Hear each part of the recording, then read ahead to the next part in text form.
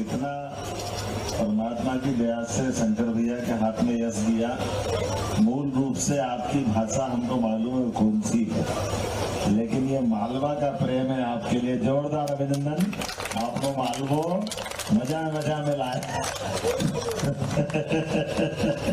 हमारे लिए मालवी भाषा की विशेषता मालूम शंकर भैया, ये मालवी भाषा की विशेषता है कि इसको लिख करके कोई बात करे तो ये राजनयिक भाषा दी, कूटनीतिक भाषा दी। इसको किसी कोर्ट में कुछ सूत्र दी मालूम है कि चुनौती दे, आओ नहीं जाओ नहीं, समय ना भी लगाए हाँ भी लिख के नहीं पकड़ सकते आप, भाव से बताओगे। आप कोई मेहमान को खिलाना है नहीं, जाते जाते दरवाजे पे आप खाते जाओ नहीं, क्या चक्कर में पड़ रहे हैं। खिलाना विलाना तो है नहीं, खाली उसको टोपी रखना है उसके सिर पे। कोई भाषा ऐसी नहीं है कि आप हाँ करो कि ना करो पता ही नहीं चल रहा है। खा भी रहे हैं, खाओ नहीं, अब नहीं खाएंगे, खाए क्या मालूम क्या कर रहे हैं। एक बात तो बताए, आदमी को खिलाना चाहते कि नहीं चाहते कोई हिसाब किताब नहीं। मैं मान के चलता हूँ कि इसे कलाकारों के दल के माध्यम से हमारे मालवा से विक्रमादित्य काल का, भोज काल का, अहिल्या माता के काल का, हमारी ये कदम कदम पर भाषा, ये जो हमारी अलग अलग प्रस्तुति करने वाले कलाकार, इन कलाओं के माध्यम से तो हम और गौरवान्वित होते हैं।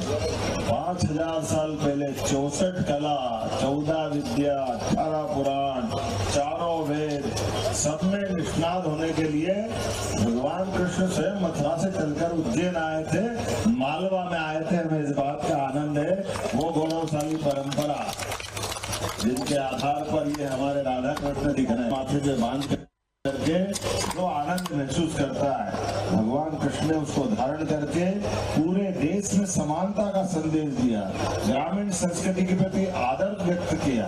भगवान कृष्ण की बहुत सारी लीलाओं में बहुत सारे संदेश छिपे हुए कला के माध्यम से। हम सब जानते हैं भोलेनाथ तो वरदान देने वाले हैं, और वो वरदान ऐसा दे दे कि भगवान ही मालिक। अब भस्मासुर को दे दिया, जिसके सिर पे हाथ रखे वही भस्म, सब अपनी खोपड़ी बचाते फिर रहे थे पूरे पृथ्वी पे, जिधर को जाए उधर लगेगा अब ये क्या करेगा मालूम नहीं। भगवान ने मोहिनी रूप धारण करके हमारे मालवा में जो सीखा था, भगवान ने, विष्णु भगवान ने मोहिनी रूप धारण करके अपनी नृत्य कला के माध्यम से घूमते घामते खुद का हाथ खुद के सिर पे रखवा करके ये कला ने उस समय मान बढ़ाया, एक बीमारी को खत्म करने का इतिहास बनाया। ये गौरवशाली संस्कृति हमारे लिए अतीत के बढ़ते सारे प्रश्नों को लेके आती है, जिनके माध्यम से हम सदैव अपनी सनातन संस्कृति पे गर्व करते हैं। इतने प्रकार के हमारे देवी देवता, कई बार जाने अनजाने हम भूल ही जाते हैं कि माता जगदम्बा पार्वती के अवतार है। क्या उनका विकराल रूप कालिका माता का, नौ दुर्गा का, कहाँ वो भोली भाली पार्वती मैया जो पता ही नहीं चलता महादेव के मंदिर में बैठी है कि नहीं बैठी, इतने शांति से वहाँ बैठी। लेकिन समय के साथ अपने भाव के प्रकटीकरण के आधार पर दुष्टों के दलन में दुनिया के अंदर जब अपना विराट भाव को लाते हैं, जब रौद्र रूप लाती, तब भगवान शंकर भी उनको काबू नहीं कर पाते हैं और आगे जाके लेटना पड़ता। जब पैर छाती पे आता है तो जगदम्बा को एहसास होता है कि ये क्या हो रहा है। उनकी अपने बाहर आने वाली जुबान से वो अपने उस मर्यादा का एहसास भी कराती है। लेकिन नरमंडों की माला काल के प्रवाह में हमारी संस्कृति की तरफ हमारे लिए जो अवरोध बने, हमारी शक्ति की प्रतीक नौ दुर्गा, और आज इस देश के अंदर दुनिया के फलक पर सेना ने जगदम्बा का रूप दिखा करके दुश्मनों के जो दांत कट्टे किए, उनकी चौकड़ी भूल रहे, वो भूल गए कि कौन सी दुनिया में भारत के ऊपर हाथ डालना। भारत ने एक झटके के साथ अपनी 3 सेनाओं को यशस्वी प्रधानमंत्री के नेतृत्व में, वो मूल एक तरह से मूल मंत्र हो गया, हम किसी को नहीं छेड़ेंगे, लेकिन अगर कोई हमको छेड़ेगा तो हम उसको छोड़ने वाले नहीं है। ये हमारे लिए परमात्मा की दया से वो समय समय हम हमारी आंखों के सामने देख रहे हैं, दुनिया के बड़े बड़े देश उस पहलगाम की निंदा भी कर रहे हैं, यशस्वी प्रधानमंत्री के नेतृत्व में भारत की ताकत को भी मान रहे हैं। और क्या कमाल का समय चल रहा है। हमने तो वो सारे अस्त्र शस्त्र रामायण काल में, भगवान कृष्ण के काल में कि सुदर्शन चक्र भी चलता है और मार के वापस आ जाता है। अब आज हमने सुदर्शन चक्र तो नहीं देखा, लेकिन ब्रह्मोस मिसाइल का आनंद तो हमने देखा है। हमारे लिए अपनी आंखों के सामने टीवी खोलो और रावलपिंडी का एयरबेस स्वाहा एक एक करके जो आहुति डलती जा रही है, वो एहसास करा रही कि बदलते दौर में जिस प्रकार से भारत का मान बढ़ रहा है, सम्मान बढ़ रहा है, शक्ति संपन्न भारत हो रहा है और दुनिया के लिए सर्वाधिक आदर का स्थान भारत पा रहा है। हमारे लिए परमात्मा की दया से ये सभी प्रकार के कलाकारों के माध्यम से हमारे लिए परमात्मा ने मानव शरीर के अंदर वो सारे प्रकार के गुण दिए हैं, जिन गुणों के आधार पर हमारी संस्कृति दुनिया में कभी किसी का बुरा नहीं करती, जियो और जीने दो का संदेश देती है।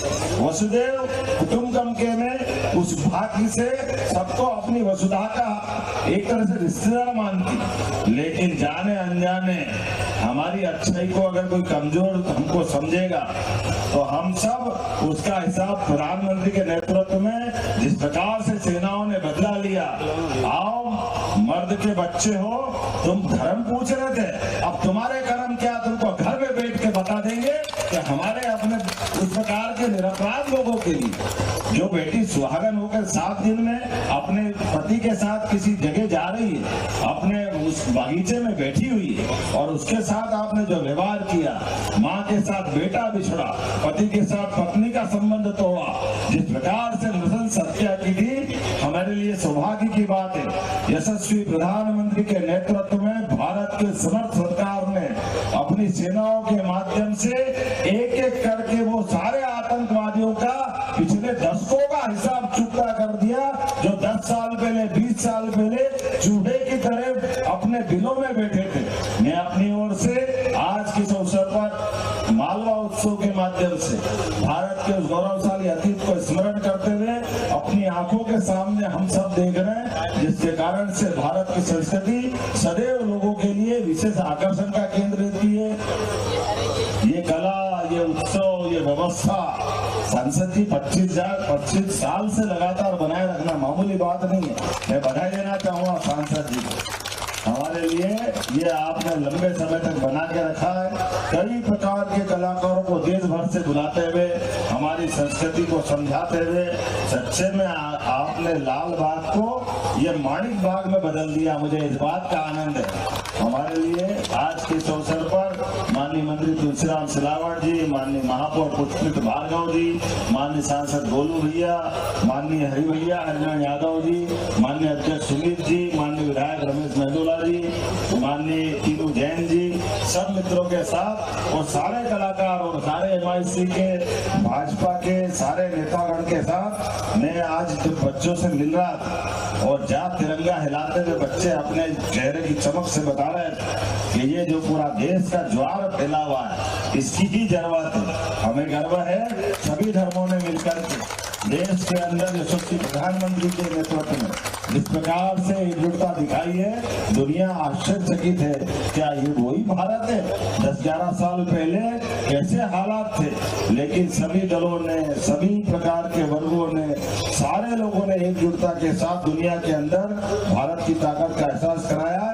परमात्मा करे किसी की नजर नहीं लगे, भारत माता के बच्चे ऐसे और आगे बढ़ते रहे। यशस्वी प्रधानमंत्री के नेतृत्व में सरकार ने जो दमखम दिखाया है, हम सबको गर्व है। मेरे साथ दोनों हाथ की मुट्ठी बांध करके आज के इस अवसर पर संकल्प करो, दुश्मन को जो सबक सिखाया है, भगवान करे दोबारा किसी की हिम्मत नहीं हो, हिम्मत हो तो ऐसी कीमत फिर चुकाए कि दोबारा किसी की हिम्मत नहीं हो। बोले भारत माता की, भारत माता की, भारत माता की। बहुत बहुत धन्यवाद। भारत माता की जय।